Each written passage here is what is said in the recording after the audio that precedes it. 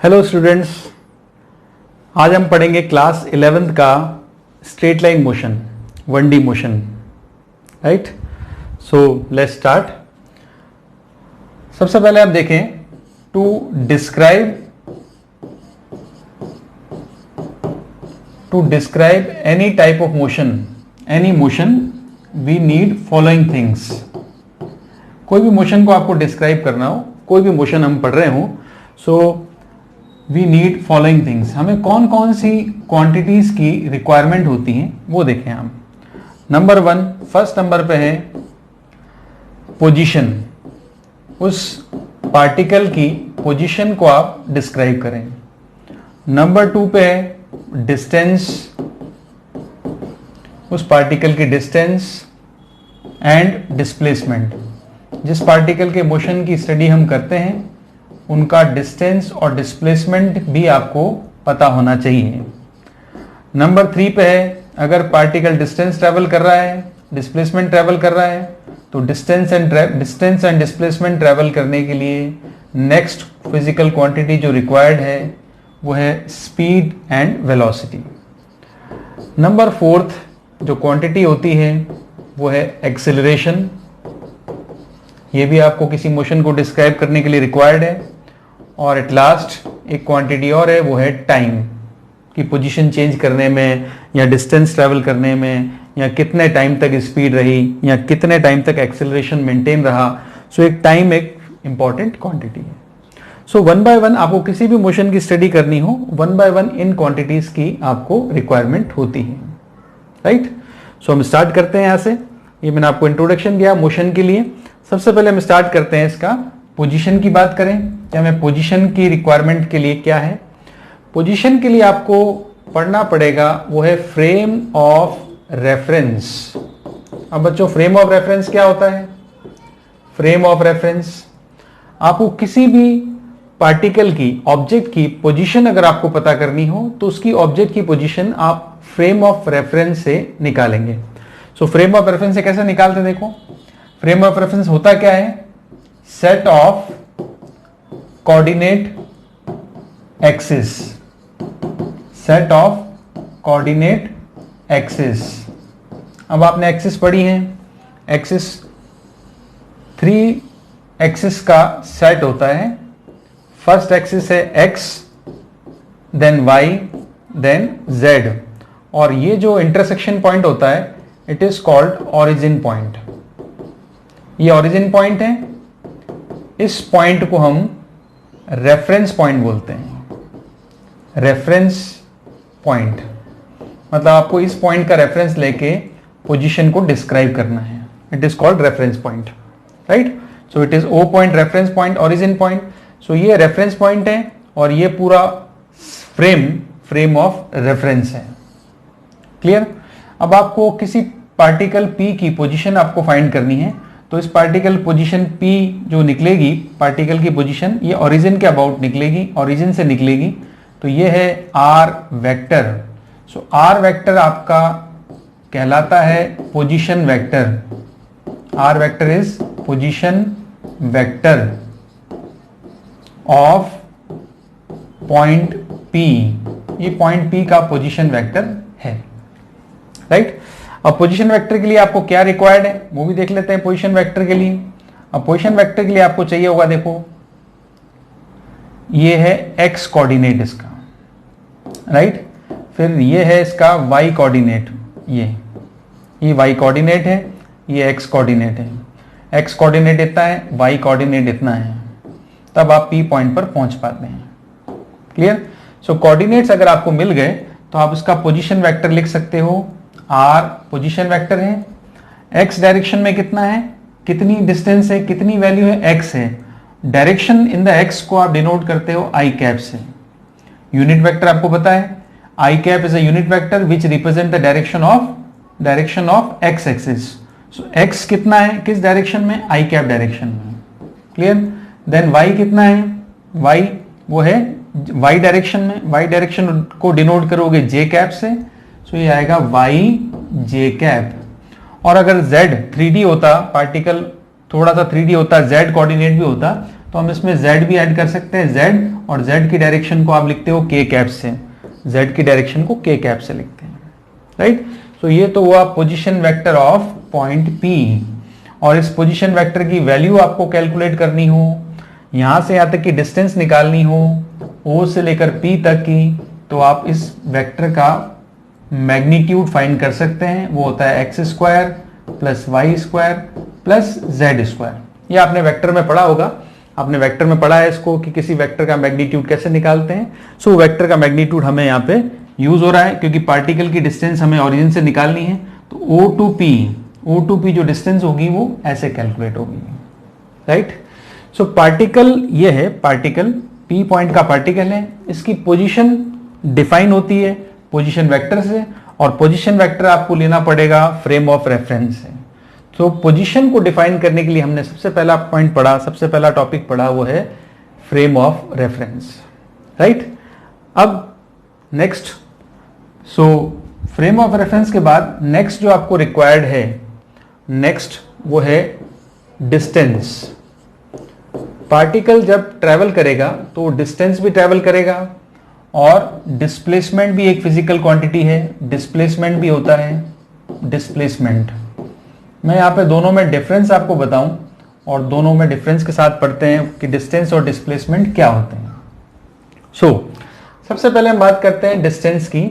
Distance के लिए पहला पॉइंट हम बोलेंगे, जब कोई पार्टिकल ट्रेवल करता है, जैसे कोई पार्टिकल है, आप देखें इधर एग्जांपल, जैसे पार्टिकल यहां से स्टार्ट होता है ए पॉइंट से, और पार्टिकल को पहुंचना है बी पॉइंट पर, राइट। ए से स्टार्ट होके कहां जाना है, बी पॉइंट पर। तो पार्टिकल अगर ए से स्टार्ट होके बी पॉइंट पर जाएगा, सो ए से बी तक जाता है, सपोज करें वो ऐसे ऐसे ऐसे ट्रेवल करता हुआ बी पॉइंट तक पहुंचता है। सो ऐसे ऐसे ट्रेवल करके अगर बी पॉइंट तक पहुंचेगा तो आप इसकी डिस्टेंस इजीली निकाल सकते हैं कि इसकी डिस्टेंस क्या होगी। ये जो भी पाथ है, इस पाथ में जो लेंथ ट्रेवल करता है उसको कहते हैं डिस्टेंस।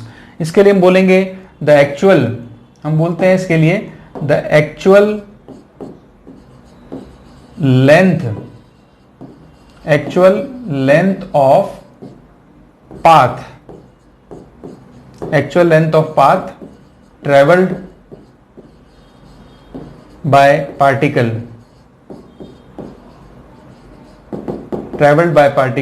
इन गिवन टाइम, जो भी टाइम गिवन है, इन गिवन टाइम इंटरवल, इसको बोलते हैं डिस्टेंस। सो डिस्टेंस के लिए हमें हमेशा ध्यान रखें, यह है actual length of the path. Path की लेंथ को डिस्टेंस बोलते हैं, कि जितना भी पाथ ट्रेवल किया, जितना भी पाथ को ट्रेवल करने के लिए लेंथ ट्रेवल की, उस पूरी लेंथ को डिस्टेंस बोलते हैं। अब आप देखो, पहला फर्स्ट पाथ है, ये फर्स्ट पाथ है, इसकी ये डिस्टेंस है। अब सपोज करें जाना बी पर है, और थोड़ा सा पाथ बढ़ा दिया जाए, पूरा घूम कर इस तरह से बी पर पहुंचा जाता है, तो ये आपका पाथ हो गया सेकंड। तो आपको दिख रहा है कि ये डिस्टेंस ज्यादा है कि ये डिस्टेंस ज्यादा है, तो डेफिनेटली आपको पता है कि distance of second path, distance जो आएगी सेकंड पाथ की वो ज्यादा है डिस्टेंस ऑफ फर्स्ट पाथ। ये शॉर्टकट है, ये लॉन्ग कट है। लॉन्ग कट मतलब डिस्टेंस ज्यादा ट्रेवल करनी पड़ेगी, शॉर्टकट मतलब डिस्टेंस कम ट्रेवल करनी पड़ेगी। So distance of second path is greater than distance of first path. ये क्लियर है। तो डिस्टेंस मतलब जो भी पाथ ट्रेवल कर रहे हो उसकी एक्चुअल लेंथ, उसकी एक्चुअल जो लेंथ होती है उसको डिस्टेंस कहते हैं, जो भी पाथ पार्टिकल ने ट्रेवल किया। अब तो फिर डिस्प्लेसमेंट क्या है? डिस्प्लेसमेंट के लिए हम बोलते हैं, इसके लिए आप देखें डिस्प्लेसमेंट के लिए हम बोलेंगे फर्स्ट, इसके लिए देखो आप द शॉर्टेस्ट, इसके लिए बोलते हैं द शॉर्टेस्ट, इसका पाथ से कोई लेना देना नहीं है। शॉर्टेस्ट लेंथ बिटवीन इनिशियल, मतलब स्टार्ट कहां से किया, इनिशियल एंड फाइनल पोजीशन, पहली बात तो shortest length between initial and final position, ये इनिशियल पोजीशन है, ये फाइनल पोजीशन है। तो शॉर्टेस्ट क्या होगा, ये तो पाथ है बट शॉर्टेस्ट पाथ स्ट्रेट होता है हमेशा, तो शॉर्टेस्ट पाथ ये आएगा straight. The shortest length between initial and final position directed, इसकी आपको डायरेक्शन देखो आप, directed towards directed towards final position. Final point कहां है, उस पोजीशन की तरफ डायरेक्ट करते हुए डिस्प्लेसमेंट कैलकुलेट किया जाता है। सो ए टू बी ये आपका आएगा डिस्प्लेसमेंट ए टू बी। और डिस्टेंस तो यहां पर फर्स्ट की डिस्टेंस अलग है, सेकंड की डिस्टेंस अलग है, बट डिस्प्लेसमेंट हमेशा फिक्स होगा, कांस्टेंट होगा। डिस्प्लेसमेंट सेकंड के लिए इक्वल्स टू डिस्प्लेसमेंट फर्स्ट के लिए, दोनों के लिए सेम होगा। और डिस्प्लेसमेंट होगा ए टू बी, डायरेक्ट और स्ट्रेट, डायरेक्ट और straight. It is called displacement. Means आपको समझ में आ गया, डिस्प्लेसमेंट पाथ पे डिपेंड नहीं करता है, displacement initial to final position पे डिपेंड करता है। डायरेक्टली आप स्ट्रेट लाइन ज्वाइन कर सकते हो, it is called displacement. Clear? अब आप देखें, हम ये कह सकते हैं डिस्टेंस कैसी क्वांटिटी है, डिस्टेंस की जब डायरेक्शन नहीं है तो स्केलर क्वांटिटी है। डिस्प्लेसमेंट कैसी क्वांटिटी है, डिस्प्लेसमेंट वेक्टर क्वांटिटी है, बिकॉज इसकी डायरेक्शन है towards final position. Clear? Hope थोड़ा सा आपको क्लियर होगा कि डिस्टेंस मतलब actual length of the path, displacement मतलब shortest length between initial and final position. So अब हम देखते हैं डिस्टेंस और डिस्प्लेसमेंट में डिफरेंस क्या है। दोनों में डिफरेंस हम कंपैरिजन करते हैं, क्या डिफरेंस है। जैसे distance, distance is scalar, distance is a scalar quantity, while displacement is a vector quantity. पहला point, distance scalar, displacement vector. आपको मैंने बताया distance depends upon path, while displacement is independent of path. तो displacement किस पर depend करता है, it depends only initial and final position. Clear? Then for a moving body distance can not have zero और negative value. मतलब आप distance की value ना तो जीरो होगी और ना ही नेगेटिव होगी, ओनली पॉजिटिव वैल्यू होती है। बट डिस्प्लेसमेंट की जो वैल्यू है, एक वेक्टर क्वांटिटी है, इसकी वैल्यू जीरो भी होगी, पॉजिटिव भी होगी एंड नेगेटिव भी होगी। तीनों तरह की वैल्यू पॉसिबल है डिस्प्लेसमेंट के लिए। Clear? Then infinite distances are possible between two fix point. जैसे भी आप डायग्राम बनाया था, फर्स्ट पाथ, सेकंड पाथ, और बड़ा, कितने बड़ा है छोटा पाथ बना सकते हैं। So infinite distances are possible between two fix points because infinite paths are possible, क्योंकि पाथ अलग अलग छोटे बड़े सब तरह के बना सकते हैं। But only single value of displacement is possible between two fixed points. Two fix points के बीच में single value of displacement, displacement की एक ही वैल्यू होगी इनिशियल टू फाइनल, डायरेक्ट आप ज्वाइन करोगे तो डिस्प्लेसमेंट की एक ही वैल्यू है और डिस्टेंस की बहुत सारी वैल्यूज हैं, क्योंकि वो पाथ पे डिपेंड करती हैं। If motion is straight line without change in direction then distance displacement दोनों इक्वल होंगे। अब सपोज करें मोशन स्ट्रेट लाइन मोशन है, पार्टिकल यहां से शुरू हुआ और यहां एंड होता है, देन डिस्टेंस और डिस्प्लेसमेंट दोनों का मैग्नीट्यूड इक्वल होगा, क्योंकि स्ट्रेट लाइन है, पाथ भी वही है, शॉर्टेस्ट पाथ भी वही है, एक्चुअल लेंथ भी वही है। Distance means actual length, displacement में शॉर्टेस्ट पाथ, दोनों सेम आ रहा है स्ट्रेट लाइन मोशन में विदाउट चेंज इन डायरेक्शन। ये ध्यान रखना बच्चों, without change in direction. Direction change हो जाती है तो फिर वो डिस्प्लेसमेंट कम हो जाएगा, डिस्टेंस बढ़ जाएगा। Next, magnitude of displacement may be equal और less than distance. So magnitude of displacement, displacement may be equal, जैसा हमने पढ़ा स्ट्रेट लाइन मोशन में, और लेस, क्योंकि पाथ अगर लंबा होगा तो डिस्प्लेसमेंट कम आएगा, then distance, but never greater than distance. Distance, displacement कभी भी डिस्टेंस से ज्यादा नहीं हो सकती, क्योंकि हमेशा पाथ पे डिपेंड करने वाली जो वैल्यू है डिस्टेंस वो ज्यादा होगी। यहां तो डिस्प्लेसमेंट और डिस्टेंस दोनों इक्वल होंगे बिकॉज ये स्ट्रेट लाइन पाथ है।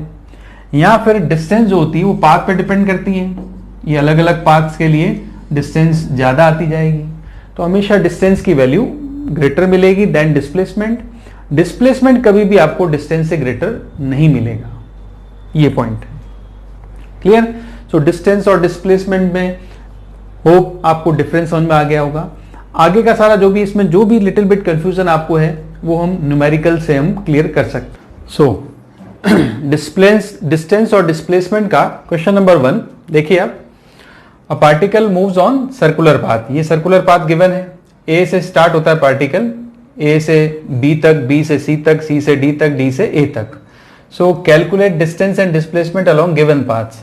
सबसे पहला पाथ है A to B. So A to B path अगर है, ये ए टू बी पाथ है, सर्कल का आपको पाथ पता है, सर्कल का कंप्लीट पाथ होता है, कंप्लीट सर्कमफेरेंस होता है 2 pi r। So A to B अगर पार्टिकल मूव करता है सो डिस्टेंस होगा ये 2 पाई r का 1/4, 2 पाई r का 4th पार्ट है। देन ए टू सी के लिए हाफ पाथ है, ए टू सी के लिए, so 2 pi r by 2। A to D के लिए 3/4 पाथ है, सो 3/4 ऑफ 2 पाई r। और ए टू ए के लिए कंप्लीट पाथ हो गया 2 पाई r। सो ये डिस्टेंसेस यहां पर इजीली कैलकुलेट कर सकते हैं क्योंकि पाथ आपको सर्कुलर दे रखा है और सर्कुलर पाथ की सर्कमफेरेंस 2 पाई r होती है। जितना पाथ ट्रेवल करेगा उतने पाथ की आप लेंथ लिख देंगे, राइट। सो डिस्टेंस जो आएगा फर्स्ट ए टू बी के लिए that will be pi r by 2, then pi r, then 3 pi r by 2 and last 2 pi r। So ये डिस्टेंसेस हैं, गिवन है डिस्टेंसेस जो है ये कैलकुलेट किया हमने। अब हम बात करते हैं डिस्प्लेसमेंट की। तो डिस्टेंस तो होता है length of actual path, path circular है, बट डिस्प्लेसमेंट होता है इनिशियल टू फाइनल पोजीशन के बीच में shortest straight distance, minimum distance. तो आप देखें बेटा, शॉर्टेस्ट मिनिमम डिस्टेंस जो आएगी यहां पर ए टू बी के लिए ये डिस्टेंस है, ये ए टू बी के लिए शॉर्टेस्ट लेंथ, शॉर्टेस्ट डिस्टेंस, इसको हम कहते हैं डिस्प्लेसमेंट। तो डिस्प्लेसमेंट आप कैलकुलेट कर सकते हैं, ये r है, ये भी r है, तो डिस्प्लेसमेंट क्या होगा √2r डायरेक्टेड टुवर्ड्स b। तो a टू b के लिए डिस्प्लेसमेंट होगा √2r, डायरेक्शन होगा टुवर्ड्स b, राइट।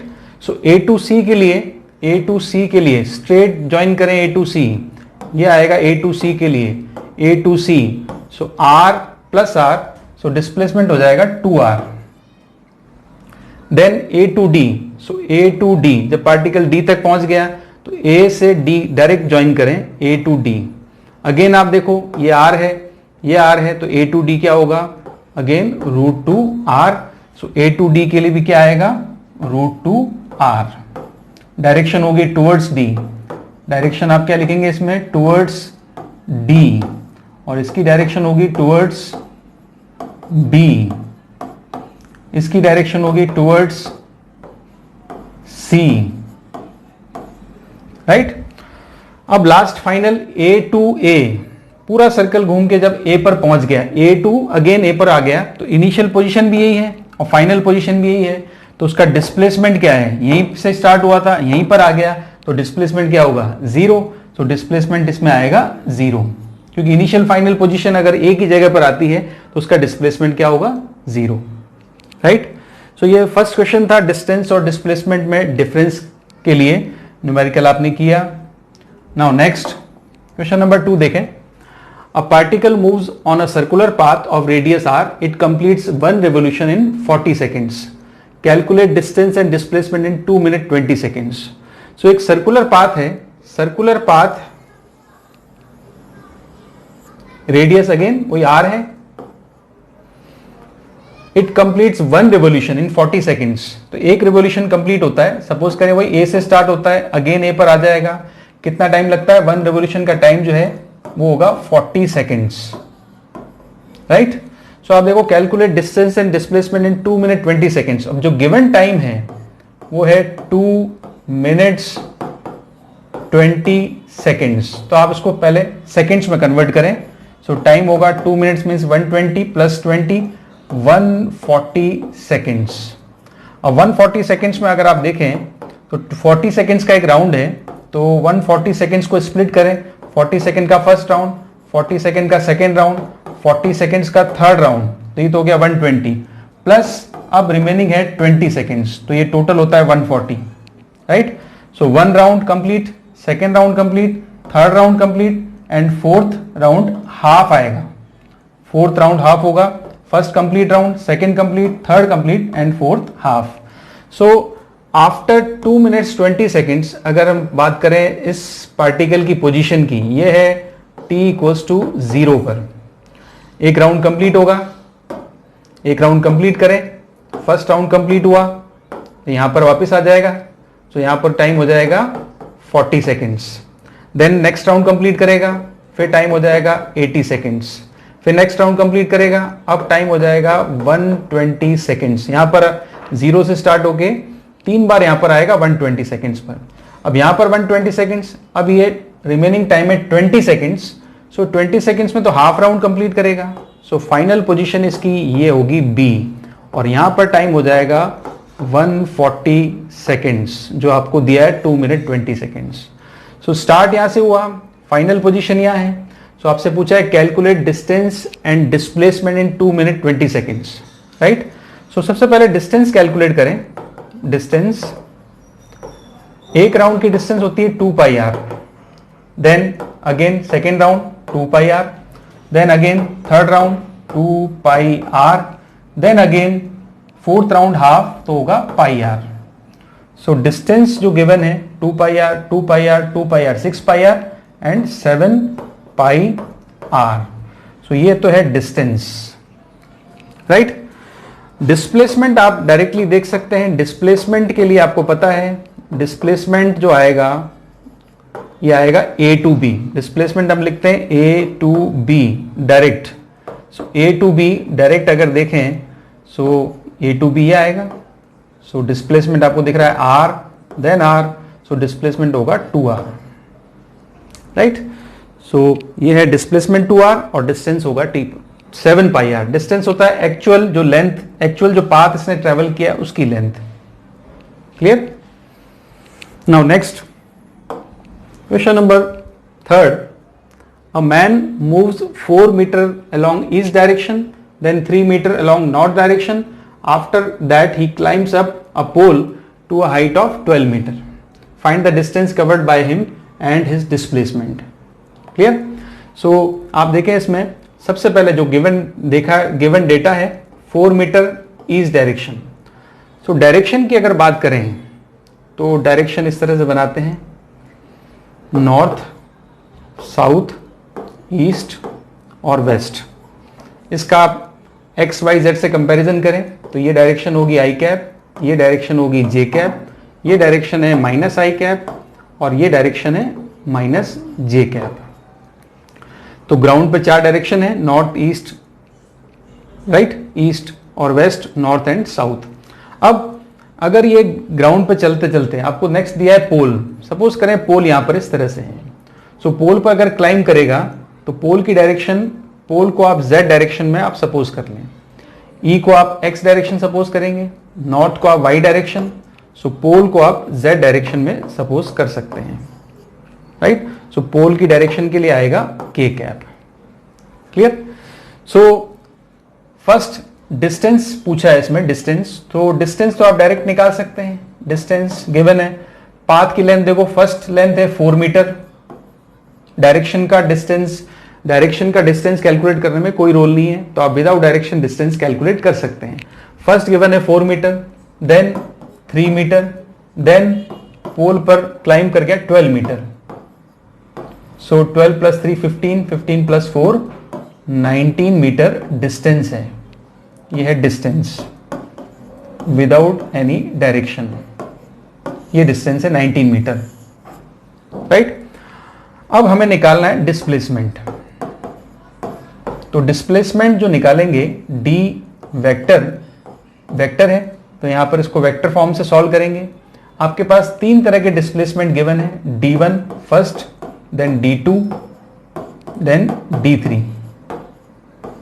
यहां पे भी आपने D1, D2, D3 लिखा बट विदाउट डायरेक्शन। अब डायरेक्शन के साथ लिखेंगे बिकॉज डिस्प्लेसमेंट कैलकुलेट कर रहे हैं। तो फर्स्ट डिस्प्लेसमेंट है 4 मीटर along ईस्ट डायरेक्शन, तो i cap. Then next displacement है 3 metre along north direction means j cap. Then 12 metre pole पर क्लाइंब कर जाता है, तो पोल इस तरह से है तो इस पर क्लाइंब करेगा इस तरफ 12 मीटर, डायरेक्शन हम लेंगे 12 के कैप, राइट। सो ये आता है डिस्प्लेसमेंट। ये डिस्प्लेसमेंट का आंसर है। डिस्प्लेसमेंट वेक्टर फॉर्म में डिस्प्लेसमेंट इस तरह से लिखा जाएगा। अगर आपसे डिस्प्लेसमेंट का मैग्नीट्यूड पूछा है तो आप मैग्नीट्यूड, आपको वेक्टर का आप इजीली मैग्नीट्यूड निकाल सकते हैं। 4 square plus 3 square plus 12 square, clear? So यहाँ पर इसको अगर सॉल्व करेंगे तो 16 प्लस 9 प्लस 144, 144 प्लस 16 प्लस 9 ये आएगा अंडर रूट 169, 169 का अंडर रूट होगा 13 मीटर। ये इसका डिस्प्लेसमेंट है। Displacement towards final position, direction क्या होगी? Towards final position. Final position क्या है? पोल पर 12 मीटर हाइट पर क्लाइंब करने के बाद। सो ये डिस्प्लेसमेंट है, ये डिस्टेंस है। नाउ नेक्स्ट एक और आप देखो डायरेक्शन का question. A man has to go 50 metre due north. So मैं पहले यहां पर वेक्टर लिख लेता हूं। देखो D1 गिवन है 50 मीटर नॉर्थ। नॉर्थ डायरेक्शन को, नॉर्थ को हम जे कैप से लिखेंगे, 50 metre north. Then next displacement है D2, ये गिवन है 40 metre east. So 40 east i cap, east के लिए आप क्या यूज करेंगे? I cap. Then D3 next third given है 20 metre south. So 20 metre south, जब नॉर्थ के लिए जे यूज किया तो साउथ के लिए माइनस जे कैप यूज करेंगे।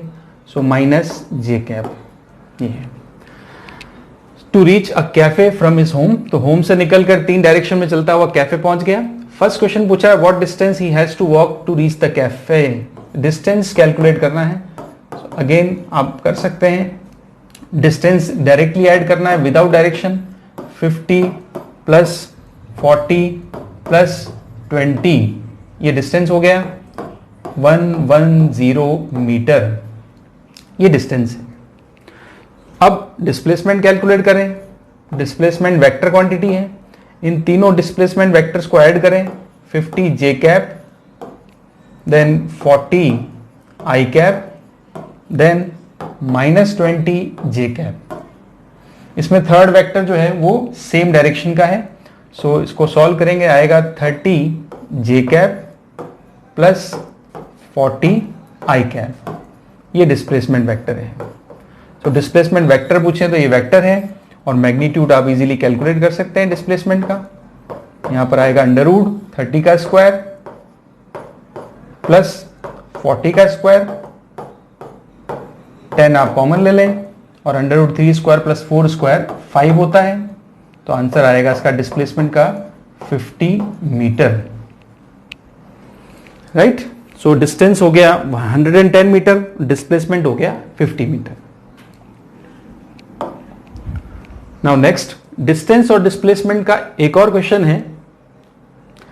अ drunkard is walking along a straight road, he takes 5 step forward and 3 steps backward. Drunkard है, ड्रंकर्ड की वॉकिंग स्टाइल क्या है? 5 स्टेप फॉरवर्ड जाता है, देन 3 स्टेप पीछे आ जाता है। 5 स्टेप आगे जाता है, 3 स्टेप पीछे आ जाता है। ये इसका वॉकिंग स्टाइल है।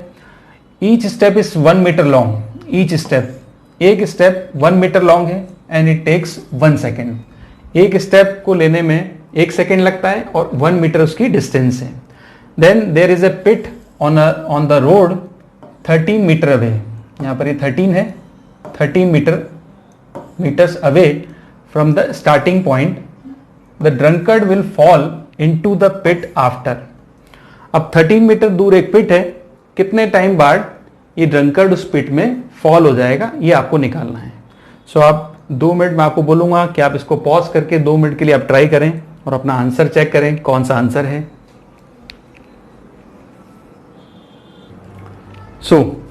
अब आप देखें इसकी जो वॉकिंग स्टाइल है, वॉकिंग स्टाइल क्या थी? 5 step forward, 3 step backward. Suppose करें पहला स्टेप यहां रखता है, सेकेंड, थर्ड, 4, 5, ये इसके 5 स्टेप फॉरवर्ड डायरेक्शन में कंप्लीट होते हैं। देन ये रिवर्स आता है, देन ये अब रिवर्स आएगा 1, 2, 3, ये थर्ड स्टेप इसके रिवर्स कंप्लीट होते हैं। सो फाइनल पोजीशन जो इसकी होगी आफ्टर 8 सेकेंड्स वो ये होगी, मतलब 5 स्टेप फॉरवर्ड 3 स्टेप बैकवर्ड आ गया। तो टाइम जो लगा, टाइम तो लग गया 8 सेकेंड्स का, क्योंकि आपको पता है ईच स्टेप जो लेता है उसमें 1 सेकेंड लगता है, और डिस्प्लेसमेंट जो होगा इसका 8 सेकेंड बाद वो होगा 2 मीटर। राइट? सो हम ये लिख सकते हैं इन 8 सेकेंड्स उसकी पोजीशन क्या होगी? 2 मीटर। राइट? अब यहां से 2 मीटर से अगेन वो 5 स्टेप फॉरवर्ड लेगा, फिर 3 स्टेप बैकवर्ड लेगा। So in next 8 seconds means total 16 seconds हो गए, उसकी पोजीशन होगी 4 मीटर। देन अगेन 8 सेकेंड्स और ऐड करें, सो इन 24 सेकेंड्स उसका डिस्प्लेसमेंट होगा 6 मीटर। देन अगेन 8 सेकेंड्स और ऐड करें, सो इन 32 सेकेंड्स उसका डिस्प्लेसमेंट होगा 8 मीटर, राइट। सो 8 मीटर पर वो पहुंच चुका है, 8 मीटर पे पहुंच चुका है कितने टाइम में? यहां पे टाइम हो गया उसका 32 सेकेंड्स। सो आफ्टर 32 सेकेंड्स उसकी न्यू पोजीशन है 8 मीटर, राइट। अब आप देखो यहां से उसकी वॉकिंग स्टाइल क्या थी? 5 स्टेप फॉरवर्ड। सो यहां से वो 5 स्टेप फॉरवर्ड लेगा, फर्स्ट, सेकेंड, थर्ड, फोर्थ और 5th स्टेप, 5th स्टेप ये है। सो 5th स्टेप में वो कहां होगा?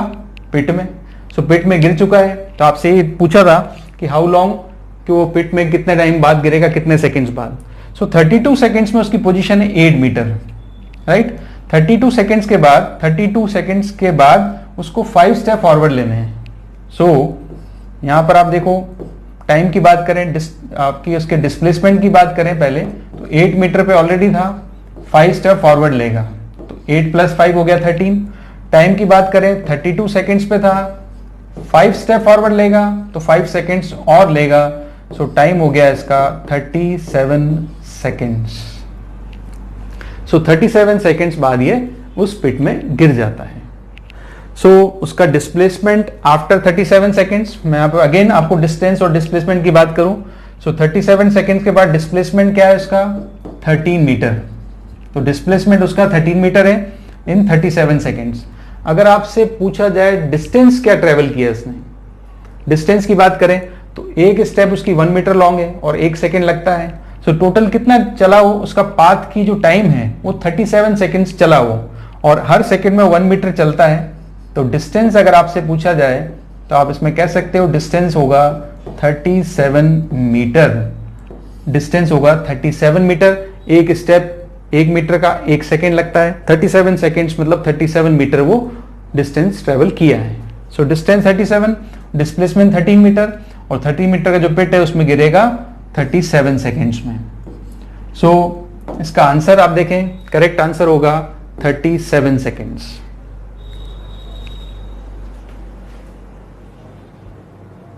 So next question, a wheel of radius r is placed on ground and its contact point is P।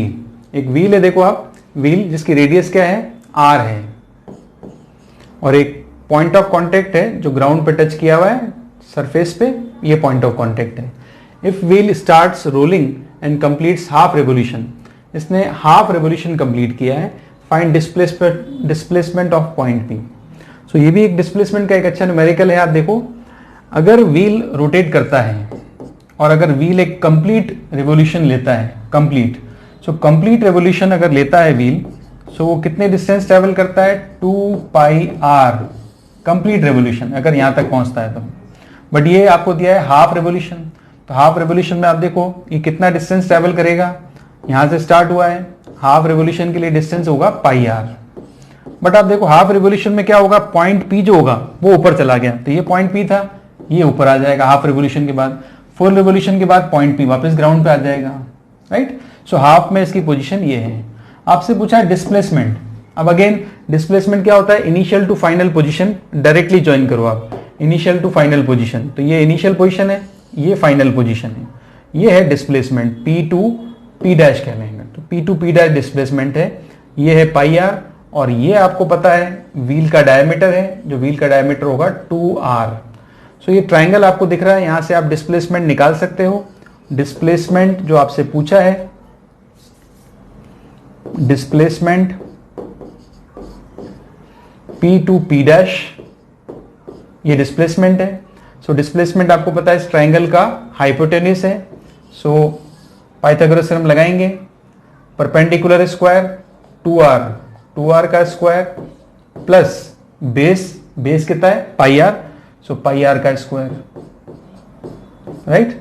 सो इसमें से आप r कॉमन ले लेंगे, r कॉमन आ गया, अंडर रूट में आएगा 2 का square 4 plus pi square. So displacement ये आएगा under root R under root 4 plus pi square, या फिर आप इसको भी आंसर देख सकते हैं, ये भी आंसर है 4r square plus pi square R square. R मैंने कॉमन ले लिया तो आप ऐसे लिख सकते हो। तो ये है डिस्प्लेसमेंट इस न्यूमेरिकल का, r under root 4 plus pi square.